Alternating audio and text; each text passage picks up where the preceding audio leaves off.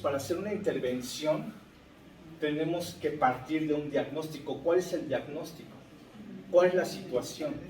Y nosotros podemos hacer un diagnóstico, en este caso, de la situación en la que estamos viendo ahora, primero de forma general y ya después de forma muy específica.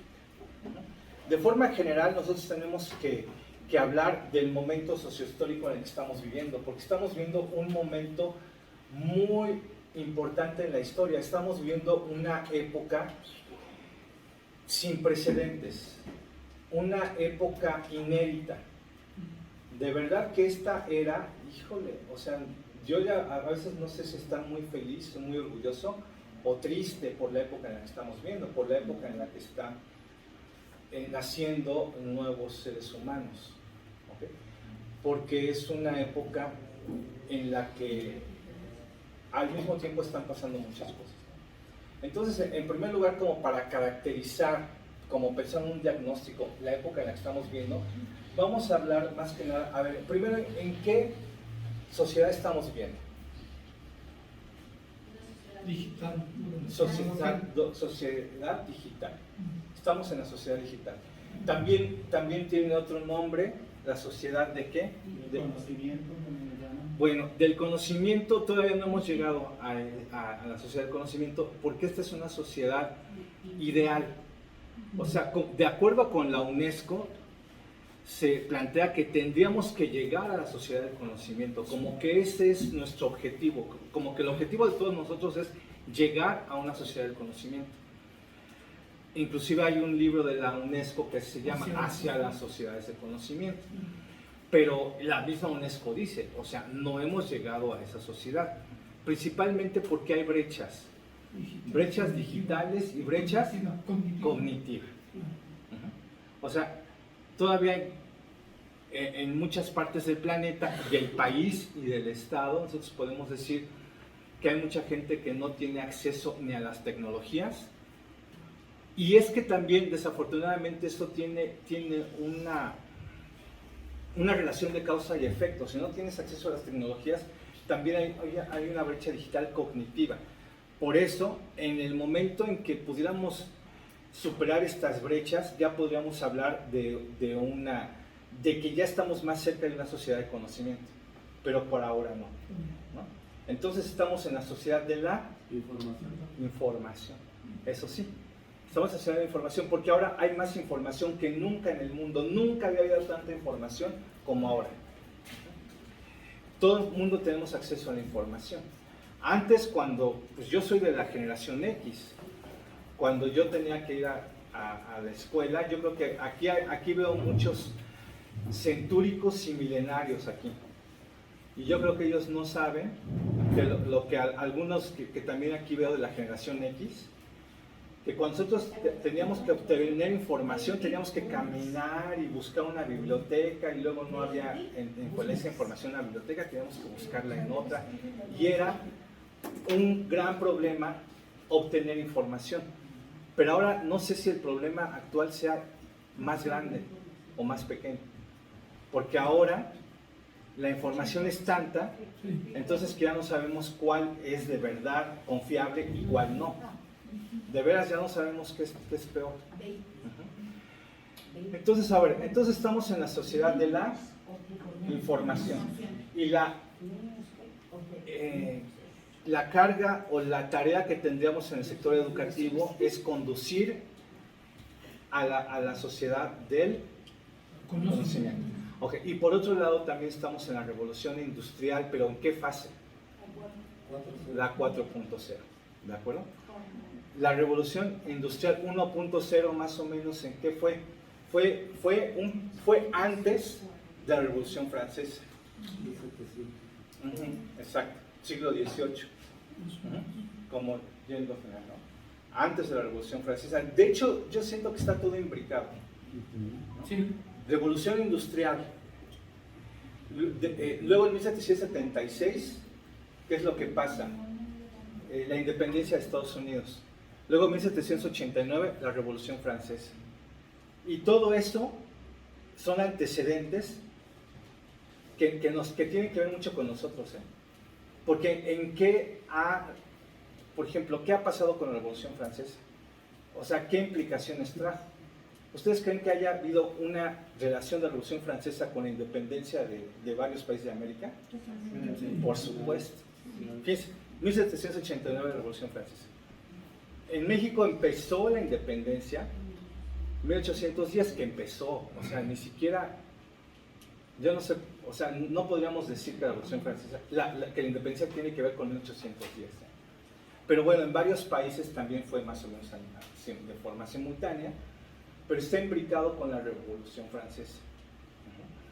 Pero bueno, ya en 1821 ya fue la independencia de México y todo esto ha estado imbricado. ¿Okay? Y partió con la Revolución Industrial, la 1.0, que fue en torno a la... ¿Cuál fue la tecnología que surgió? Bueno, la imprenta fue desde 1500 y tantos. La máquina de vapor. Siglo XVIII, máquina de vapor. Cambia todo. O sea, como hemos visto, en realidad las tecnologías han estado cambiando las sociedades. ¿Okay? Primero fue con eso, pero ya después en el siglo XIX llegó la Revolución Industrial 2.0, que también cambió de una forma diametral las sociedades, por la aparición de la electricidad. Yo sabía que lo ibas a contestar, ya está, por eso te estaba mirando. La electricidad cambió todo. Finales del siglo XIX, todo el siglo XX, existieron, gracias a la electricidad, las líneas de ensamblaje. Gracias a la electricidad se pudieron inventar los autos. O sea, todo lo que criticaba el genio cinematográfico Charles Chaplin en su película Tiempos Modernos, tiene que ver con eso, ¿no? No sé si alguien haya visto esa película, tiene casi como un siglo, en donde Charles Chaplin se mete como en unos engranajes de las industrias. Si no la han visto, deberían de verla, porque él critica la sociedad, la sociedad industrial 2.0. Y después viene otro gran acontecimiento tecnológico que cambia todo, y que se le llama la Revolución Industrial 3.0. O sea, la 2.0 hizo las industrias, como les conocemos, líneas de ensamblaje. ¿Okay? Las personas estando en la industria creando, produciendo materia prima. Pero después vino la 3.0, que surgió un poco antes de en la Segunda Guerra Mundial, que inclusive de las personas que la iniciaron, hay una película que se llama Código Enigma, que tiene que ver con ese descubrimiento de Alan Turing, que qué es lo que descubrió, ¿de qué invento estoy hablando? La computación, ¿no? Que eso tuvo mucho que ver, por ejemplo, el descubrimiento de la primera computadora tuvo que ver para que los aliados ganaran la Segunda Guerra Mundial. Y ya después la computación trajo muchos cambios, o sea, alteró mucho las sociedades gracias a la computación, y eso fue la 3.0. Pero ahora, ya en el siglo XXI, estamos en la 4.0, que ya no es una tecnología. Imagínense, ahora al mismo tiempo estamos hablando de varias tecnologías que están cambiando todo. O sea que ya no es lo mismo. Por ejemplo, hace 20 años las cosas eran muy diferentes, hace 30, cuando yo estaba chico, completamente. Lo que estamos viendo ahora, cuando yo estaba chico, era de ciencia ficción. Estaba en las películas, ¿no? Igual es un comentario nada más, pero se me hace como una anécdota interesante. Me ha tocado ver últimamente gente más joven que trae sus relojes inteligentes, ¿no? Y lo que en algún momento, ahorita ya se ve muy normal, y tiene realmente poco, pero lo que en algún momento parecía una escena de película, cuando se comunicaban por el reloj, pues francamente, cuando uno iba a pensar en eso, ¿no? Exactamente. Y pasó tan rápido que no lo notamos. Entonces, ya realmente te puedes comunicar sin problema. Exactamente. Sí, yo me acuerdo cuando yo estaba chico veía las películas del Santo. le hablaba así a Blue con un teléfono y aparecían las videoconferencias, ¿no? Que decíamos, hay como un teléfono con pantalla, ¿no? Qué chistoso. En ese tiempo había una caricatura de los supersónicos que tú la ves ahora y parece hasta del pasado, porque las televisiones en los supersónicos eran como muy anchas todavía, ¿no? Ahorita ya son planas. Entonces, todo esto ha pasado y entonces ahora ya estamos marcados por las tecnologías de la revolución 4.0, que son Internet de las cosas. En 1989 se crea la web y se cae el muro de Berlín, y por eso ahí inicia la era de la información, por esos dos eventos principalmente. Pero ya después empieza a ser como muy popular el Internet, en las PCs y todo, ya después en las laptops, después en las tabletas, después en los celulares. Ahora el Internet está en las paredes, en los televisores, en los carros, en las licuadoras, en las estufas, en las lavadoras, en las cafeteras, por supuesto en las paredes y hasta en las personas. Entonces ya por eso estamos hablando del Internet de las cosas.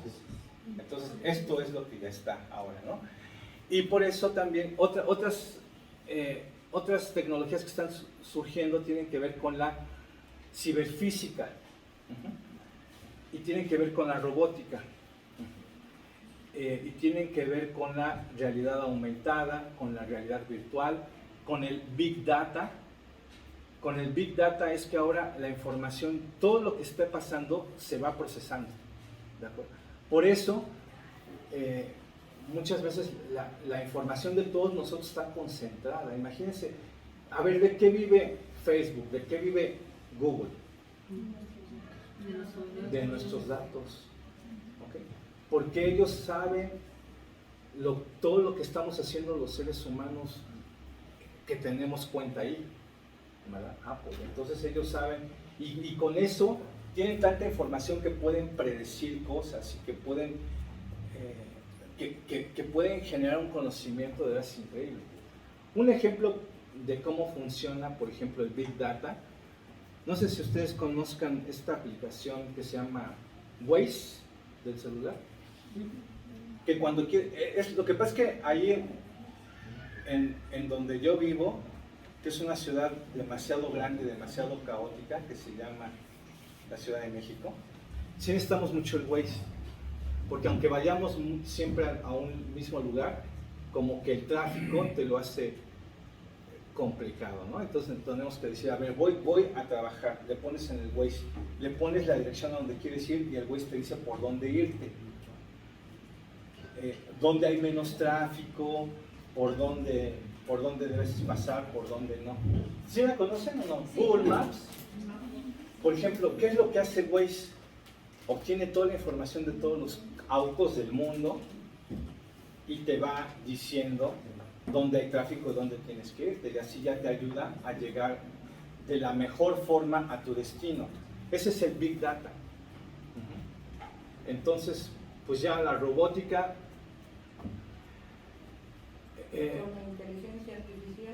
con la inteligencia artificial, pues están haciendo ya muchas cosas que antes usábamos nada más los humanos, que antes solamente hacíamos los humanos.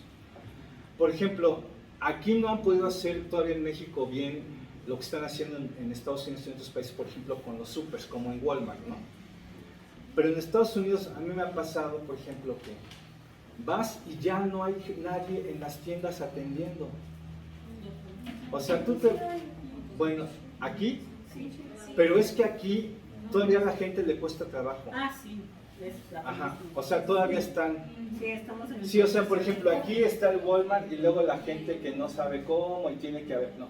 A mí me pasó, por ejemplo, apenas estuve en febrero y medio en Estados Unidos, voy al Walmart y yo tenía la duda porque compré mi despensa y compré unos plátanos y dije, ¿cómo voy a marcarlos? Porque vas a los cajeros y no hay nadie, no hay ningún humano atendiendo.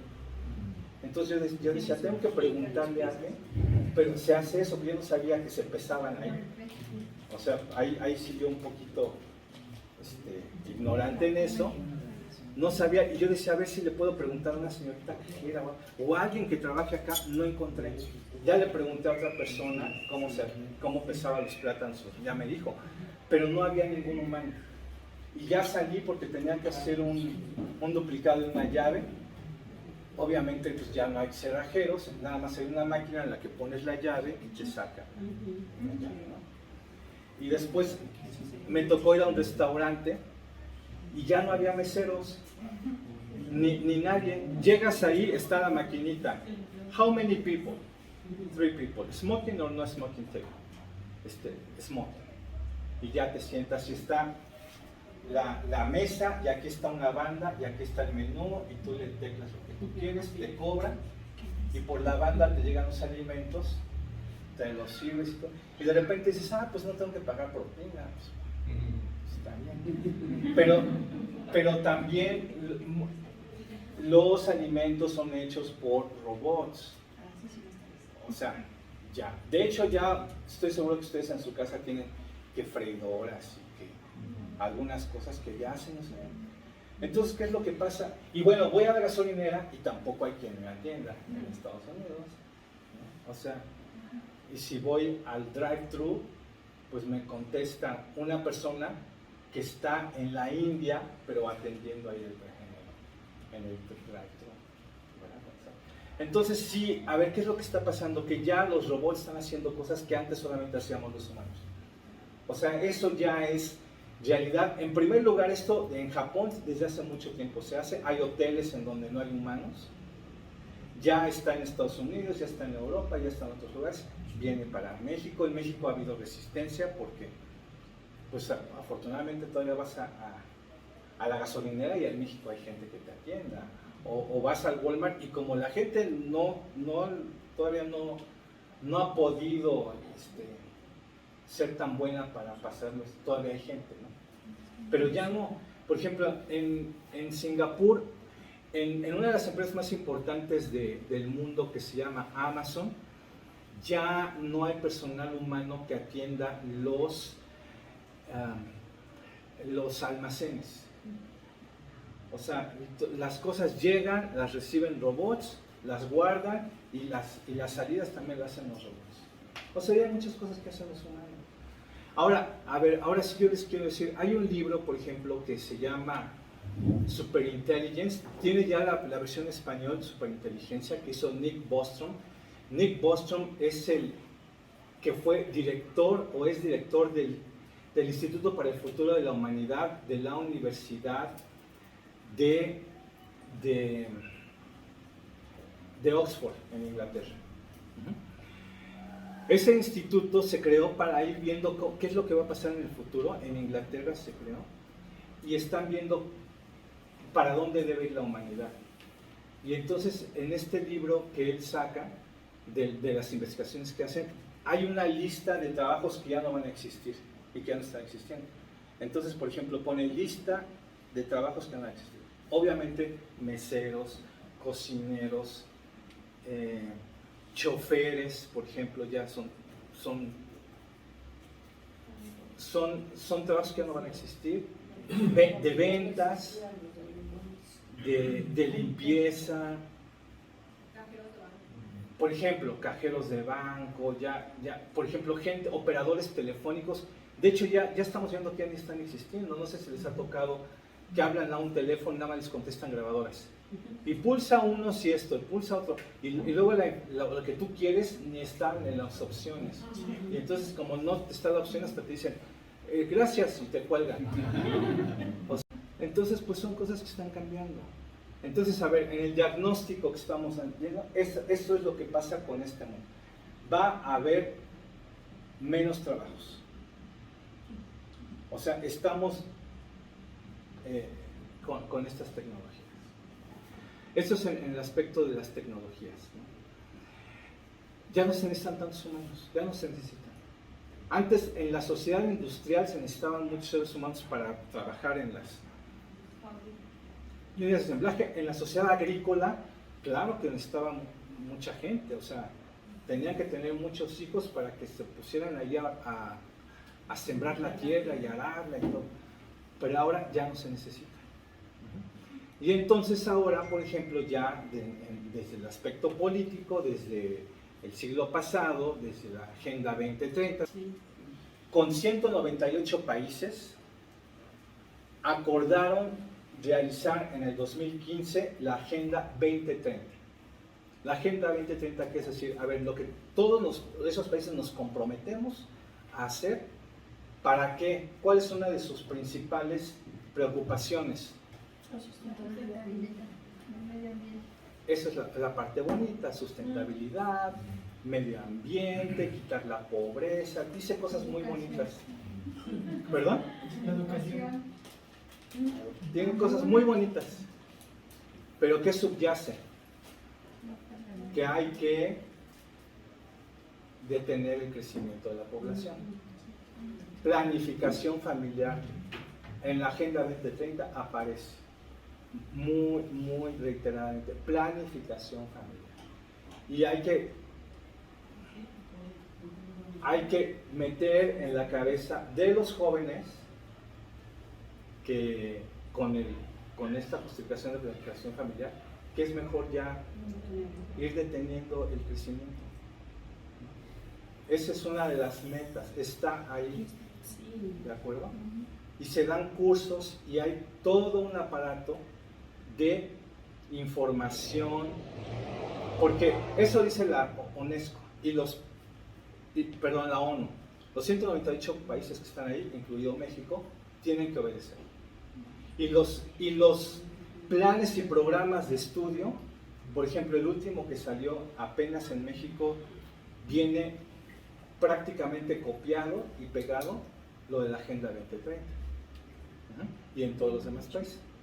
Y entonces tienen que hacer eso. Tienen que convencer a las personas también de que ya no pueden tener.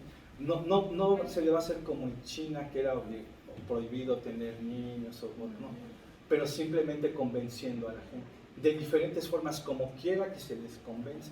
Y están resultando porque, por ejemplo, yo ya veo muchos chicos y todo, y ya muchos jovencitos pues dicen, ya no. Digo, en mi época también había ese tipo de persuasión ideológica. Por ejemplo, en mi generación X se nos decía, la familia pequeña vive mejor.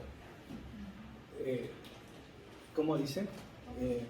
Pocos hijos para darles mucho. Y por eso mi generación ya tuvo menos hijos que la generación, por ejemplo, de mi madre o de mi abuela. O sea, ya sí nos fueron... ¿Perdón? Los que Dios nos manda. Ajá, o sea, en la era industrial y la era agrícola, los hijos que Dios te mande. Ya en mi época era pocos hijos para darle mucho, la familia pequeña y mejor. Ahora ya no traigas, porque pues ya hay casi 8 billones de habitantes. Familia de uno. ¿Perdón? Familia de uno. Las familias de una persona, ya las familias alternativas. Y tú ya ves en el internet y en los periódicos. Se casó consigo mismo. Véanlo, búsquenlo. Se casó con su perro. Se casó con un árbol. No, y a ver, y esto que estoy diciendo, hasta lo ponen periódicos más o menos serios. O sea, ya, porque, y entonces, por ejemplo, hay un libro, bueno, el de Superintelligence y el otro uno que se llama Sálvese quien pueda, de Andrés Oppenheimer, que dice que a los humanos nos va a pasar como a los caballos a principios del siglo XX. ¿Qué le pasó a los caballos a principios del siglo XX? A ver, siglo XIX, había millones y millones de caballos por todo el mundo. O sea, eran muy necesarios. Todas las familias tenían que tener caballos, era el principal medio de transporte. Los carruajes, oye, era fundamental el caballo. Ahora, ¿cuántos caballos habrá en el mundo? O sea, es terrible, pero ya está pasando. O sea, ya son muy poquitos los caballos que existen. Entonces, lo que dice ese libro, bueno, los seres humanos nos va a pasar como los caballos. O sea, ya vamos a estar ya mucho más pequeños, ¿no? Entonces, y ese es el diagnóstico, y lo que estoy diciendo es oficial, ¿ok? Está en la Agenda 2030, está inclusive los medios, las redes sociales, los medios ideológicos van en el mismo sentido. Ves películas, ves Netflix, ves Prime, Disney, HBO, todos te van diciendo también el sentido de eso, ¿no? De cositas para que ya se vayan deteniendo de crecer más. ¿Y por qué? A ver, ahora, ¿esto qué tiene que ver? En la escuela, ¿qué vamos a hacer? O sea, simplemente, ¿qué nos toca a nosotros como profesores? O sea, ¿qué vamos a hacer al respecto? ¿Qué les vamos a decir a nuestros chicos? Porque muchos somos muy fáciles de tener nuestra mentalidad como nos lo van diciendo. O sea, nos queda, o sea, nos adoctrinamos, ¿no? O sea, lo vamos creyendo todo, ¿no? Entonces, ¿qué deberíamos hacer? ¿Perdón? Que eso es lo que deberíamos hacer, evitar el adoctrinamiento. Evitar el adoctrinamiento y generar pensamiento crítico. De hecho, tú has mencionado pensamiento crítico hoy varias veces, ¿verdad? Y creo que es una de las palabras fundamentales. ¿Qué tenemos que enseñar en las escuelas? Pensamiento crítico. Simplemente que las personas sean capaces de ver lo que está a su alrededor y de distinguir las noticias falsas de las que tienen confiabilidad. Hay mucha posverdad hoy en día. Por ejemplo, la posverdad. O sea, a ver, la posverdad es un eufemismo de mentiras a medias. O sea, porque también hay que cuidar, hay que saber que los chicos sepan cuando es un eufemismo. ¿Ustedes saben lo que es un eufemismo? A ver, ¿qué es? Decir las cosas en bonito. Dice las cosas en bonito. No decirlas. No las dice en feo. Le preguntaron a Claudia que por qué le gustaba mimetizarse con el presidente, en lugar de decirle, oye, pareces periquito, repites todo lo que, bueno, esa es mi percepción, pues, lo que dice el presidente, o no periquito, changuito, reproduces nada más. Es una forma eufémica de decir. Es un copión. Ajá. Bueno, tenemos muchos eufemismos. Ok, o sea, yo de veras, nada más escuchas así los medios y los mensajes, y a mí hasta digo, ¿por qué dicen tanta gente tantas cosas que no son ciertas? ¿Por qué hay tanto eufemismo? ¿No? Por ejemplo, nada más voy a poner ya un ejemplo, porque tampoco me voy a tardar mucho. Pero por ejemplo dicen, la interrupción de embarazo. Y digo, a ver, interrupción es, por ejemplo, si alguien llega e interrumpa mi clase, se va y yo continúo mi clase. O sea, interrupción es algo que se espera que sea momentáneo, ¿no? Interrumpes, detienes y luego continúas. Y dije, interrupción del embarazo, entonces la interrumpen, dejan de estar embarazadas por un ratito y luego vuelven a seguir embarazadas. ¿O cómo? Porque eso sería interrupción. Pero no, ese es un ejemplo muy claro de eufemismo. Así le dicen, pero no es así. ¿De acuerdo? Y no estoy hablando ya nada de política. Nada más estoy diciendo los términos, porque no tengo ningún otro interés más que hablar de términos que muchas veces son engañosos. Ahora, ¿cuál es mi punto? Porque a mí, de verdad, lo que menos me interesa es discutir sobre ese tema. Precisamente ese punto, el generar ese pensamiento. Sino nada más generar el pensamiento crítico. Que la gente piense y diga, a ver, ¿es esto o no es? Por ejemplo, ya generar esa discusión, yo creo que ya es importante. Ese es el tema, ¿no? Que tengamos que enseñar a nuestros chicos a pensar. Entonces, por ejemplo, dice aquí, easy, pensamiento crítico. Y le digo, bravo, eso es lo que hay que estar haciendo. O sea, tenemos que enseñar a nuestros chicos a pensar. O sea, estamos hablando aquí de un diagnóstico. ¿Cuál es el tratamiento para el diagnóstico? Uno es enseñar a los chicos a pensar, a que se cuestionen, ¿ok? a que ellos digan, a ver, ¿son eufemismos? ¿Están describiendo fielmente la realidad? ¿O qué? ¿O qué es lo que yo quiero? ¿Yo cómo voy a estar feliz? ¿Qué queremos nosotros? O sea, siendo esta una institución basada en Dios, ¿verdad? En la religión, se podría pensar que en un modelo que tendríamos que tener es un modelo humanista, ¿verdad? O sea, digamos, por ejemplo, ¿qué modelo educativo podríamos adoptar? Humanismo. ¿Qué persigue el humanismo? La autorrealización. Que las personas puedan procurar ser autorrealizadas.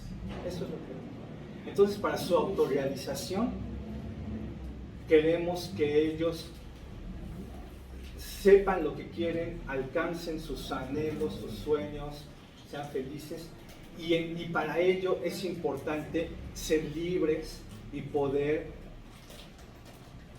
pensar, analizar las cosas y ver qué les conviene a ellos adoptar y qué no. No sé si en esto tengan alguna precisión o estén de acuerdo más o menos con Pues yo creo que en las escuelas se debe desarrollar el pensamiento multidimensional, no nada más el crítico, sino el creativo, el ético, etc. Bueno, de hecho, sí. Se le da mucha transhumanismo, se le da mucha importancia a muchas cosas tecnológicas, pero hay otras cosas que también lo son importantes. De acuerdo. Entonces, justamente eso es lo que acaba de decir el profesor, que me gustó mucho escucharlo. Yo creo que es lo que yo quisiera que escribiéramos y dijéramos, a ver, ¿cuáles son las megahabilidades que debemos de enseñar a nuestros alumnos para que puedan ellos cumplir con el objetivo de formación que nosotros tenemos pensado, ¿no? O sea, ¿para qué es la educación también?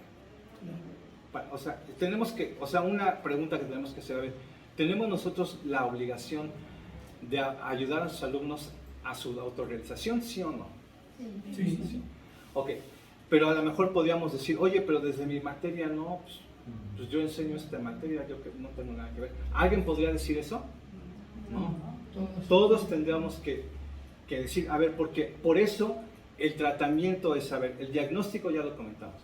El tratamiento es qué tenemos que hacer para cumplir nuestra tarea educativa de forma óptima, ¿ok? Y una es desarrollo de mega habilidades. El pensamiento crítico es una mega habilidad.